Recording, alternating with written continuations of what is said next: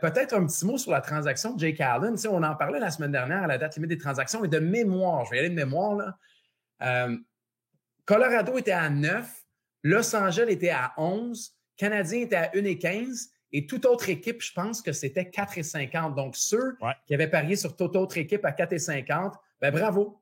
Vous avez vu juste parce que Jake Allen était un Devil du New Jersey.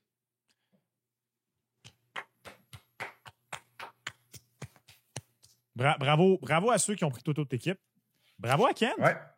Bravo à Kent Hughes. Déjà, quand j'ai vu le choix de 3, je me suis dit, wow, un choix de 3. Et quand j'ai vu que conditionnel peut devenir un choix de 2 si Jake Allen dispute 40 matchs de saison régulière avec les Devils du New Jersey, j'en revenais pas. Je trouve, Gun, j'ai hâte de t'entendre là-dessus, je trouve que Kent Hughes vient un peu de réparer sa première erreur avec le Canadien de Montréal.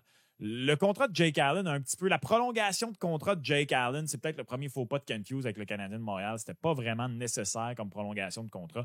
OK, Cayden Primo n'était pas prêt à ce moment-là à obtenir les minutes qu'il a obtenues cette saison, mais ça a été une prolongation de contrat trop longue. Donc, on va retenir 50% du salaire. Donc, 4,3 millions l'an prochain pour Jeff Petrie et Jake Allen qui ne seront pas là. La bonne nouvelle, c'est que Joel Edmondson, son contrat se termine. Il y avait du salaire retenu. Et aussi, on arrête de payer Carl Osner pour le rachat de contrat. Donc, un petit peu de ça. Mais moi, honnêtement, je suis tombé en bas de ma chaise quand j'ai vu ça. J'étais convaincu que Kent Hughes, il n'allait rien se passer. Et juste la transaction de Jake Allen, pour moi, c'est un gros bravo. Oui, j'aime la transaction.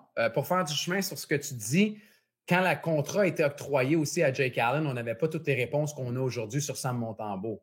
Je pense que là, c'était peut-être une police d'assurance pour voir comment le développement des jeunes gardiens de but chez le Canadien de Montréal allait se présenter. Et là, vu qu'on a eu nos réponses peut-être un peu plus rapidement que prévu pour Sam Montembeault, ben là, on est pris avec une année de plus à Jake Allen qu'on lui avait donné.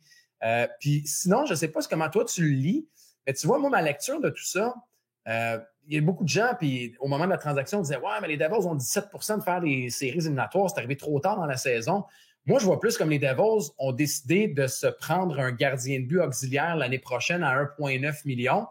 Et Kent Hughes leur a peut-être dit, il y a beaucoup d'équipes qui, au repêchage, vont vouloir aller chercher Jake Allen. Est-ce que vous voulez le faire tout de suite?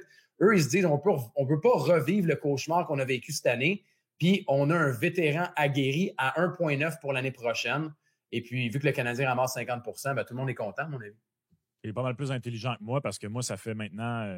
C'est arrivé à quoi, 2 heures cet après-midi? Je pense un peu avant ça, 1h30. En tout cas, peu importe. C'est arrivé en milieu d'après-midi. Là. Ça fait maintenant à peu près 3 heures que je me gratte le coco, point de vue Devils. Je ne comprends pas les Devils du New Jersey. Je me dis, écoute, je suis allé voir les statistiques avancées pour le fun.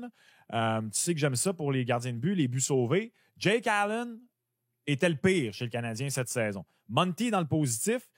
Primo est légèrement dans le négatif. Allen, c'est pas catastrophique non plus. C'est moins 2,9 buts sauvés. Fait que, tu sais, des fois, il y a beaucoup de gens qui disent « Ouais, mais une défense fait ou brise un gardien. » Allen n'a pas eu des bonnes statistiques, même en prenant en considération qu'il jouait pour le Canadien depuis 2 ans parce que Montembeault fait beaucoup mieux que lui. Cayden Primo a fait mieux que lui. Mais il s'en va au New Jersey et au New Jersey, c'est le contraire. Il est le moins pire de la gang. Akira Schmid, ironiquement, est le moins pire de la gang. Après ça, c'est Nico Daz. Puis Vitek Vanecek est le pire gardien de but des Devils du New Jersey pour les buts sauvés cette saison. Ils sont tous les 3 dans le négatif. Jake Allen est dans le négatif, mais il est un petit peu moins dans le négatif que tous les autres. Il est à moins 2,9 seulement. Fait que je me dis, écoute, eux, tu sais, souviens-toi de l'entrevue de Jack Hughes il y a quelques semaines, d'après-match. Nico Daz, à ce moment-là, avait obtenu un bon match. Ouais. Puis il s'est posé là, dans la fameuse entrevue qui ressemble à celle qu'ils font au Centre Bell ici, Marc Denis puis Renaud Lavoie, là, dépendamment qui a la rencontre. Il se fait poser la question, puis il dit « Ouais, ça aide quand on a des arrêts. » Lui, il sort la flèche puis tire dans ses gardiens de but. Les Devils, ils font juste se dire hey, « Peut-être que si on a juste quelques arrêts d'ici la fin de l'année, on peut rentrer en série. » Moi, j'y crois pas. Honnêtement, je ne sais pas.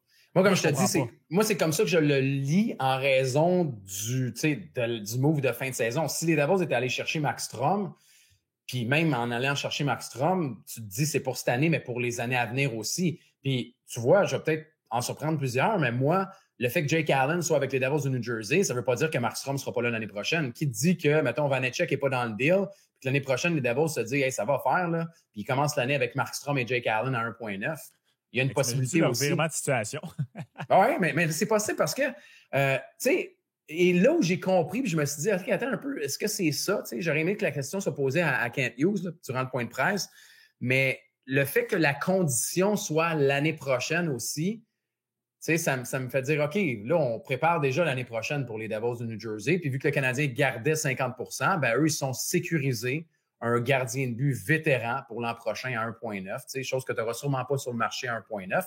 Parce que sinon, il aurait pu juste essayer de ramasser un gars comme Antti Raanta, qui est joueur autonome à la fin de l'année. Il est au balotage aujourd'hui. On a décidé d'aller ailleurs puis aller avec Jake Allen.